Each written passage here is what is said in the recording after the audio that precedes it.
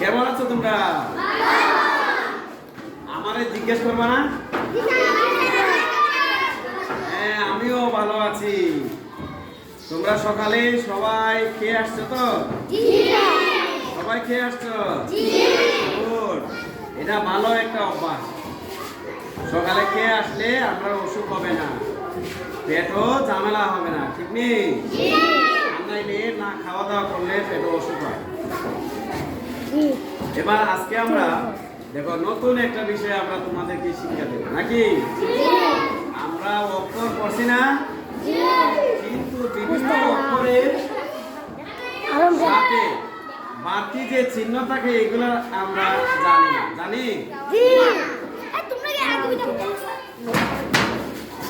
এই বাড়তি চিহ্নগুলো আমরা আজকে একটু দেখে নিব, ঠিক আছে নি? হ্যাঁ, আচ্ছা, দেখো আমরা বোর্ডে কতগুলো অক্ষর লিখছি না? কতগুলো অক্ষর লিখছি? রস্বই, ক, উ, ইয়, আমরা কয়েকটা অক্ষর লিখছি না নেই? এই অক্ষরের সাথে দেখো এটা মূলত ছিল হ, এর উপরে একটা চিহ্ন দেওয়া হয়েছে না?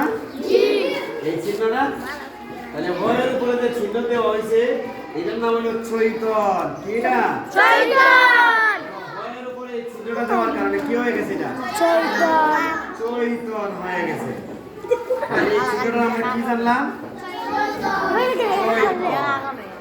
এবার দেখো এটা ছিল ব, এটা কি ছিল? ব।